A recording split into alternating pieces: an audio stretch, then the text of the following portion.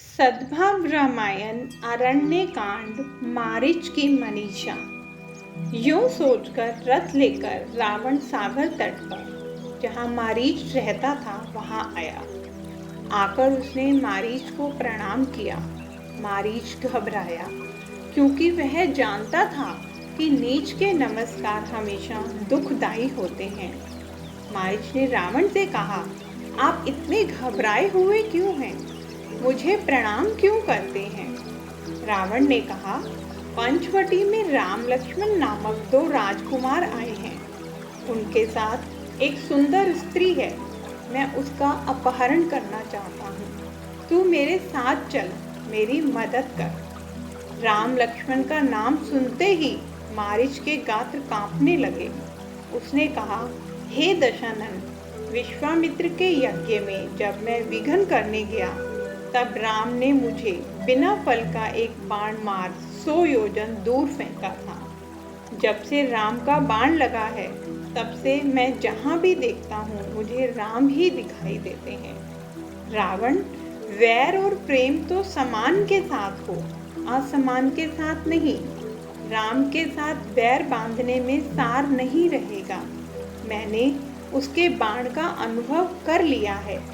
यदि बिना फल का बाण मारकर मुझे 400 योजन दूर फेंक दिया तो फल सहित बाण मारा होता तो मैं कहाँ होता? रावण, राम जी का बाण लगने के बाद यहाँ कोई समुद्र स्नान करके आता है और सिर्फ रा बोलता है तो भी मेरे आधे प्राण बाहर निकल जाते हैं। यह मेरी स्थिति है। इसलिए मैं विनती करता हूँ कि मंदोदरी को सुहागिन रहने देना चाहते हो तो यह मार्ग छोड़ दो। सिद्धांत के रूप में भी बात सच्ची है।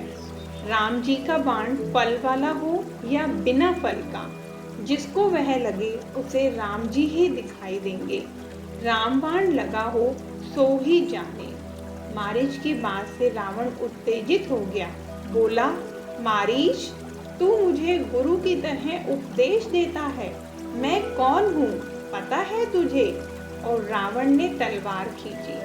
मारीच समझ गया कि रावण मुझे मार डालेगा और वह मारे, इससे तो राम के हाथों मरना क्या बुरा।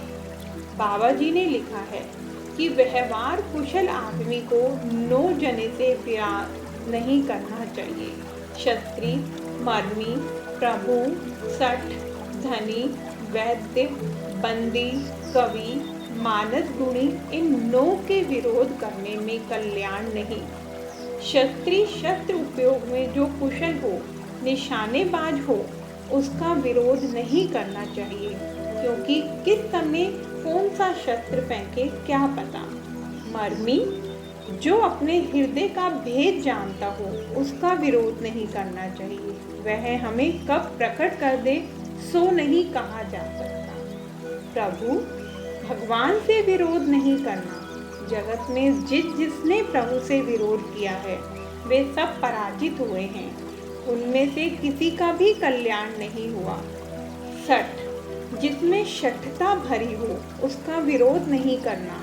उसका विरोध करने से उल्टे लोग हमारे ही टीका करेंगे। धनी, धनवान का विरोध नहीं करना। धन के प्रताप से वह हमारे लिए न करने जैसा बहुत कुछ कर सकता है और हर प्रकार से हैरान परेशान कर सकता है। वैद्य, वैद्य का विरोध नहीं करना। वह जैसा कहे वैसा पथ्य का पालन करना पड़े। बंदी, चारण कवि का विरोध नहीं करना। उसका विरोध करे तो खुलेआम अपनी कविता दोहा लिखे। मानस, मानस रसोइये का विरोध नहीं करना। विरोध करे तो रसोई बिगड़े। रसोई में कब कुछ क्या डाल दे इसका पता न चले। रावण क्षत्रिय था, कवि था, शठ था, धनवान था। इसमें से बहुत कुछ रावण में था। इसलिए मारीच को लगा कि इससे विरोध करने में फायदा नहीं। अब जबकि मरने का निश्चित ही हुआ है, तब रावण के हाथों मरने की अपेक्षा राम के हाथों मरना ही अच्छा। जय श्री राम।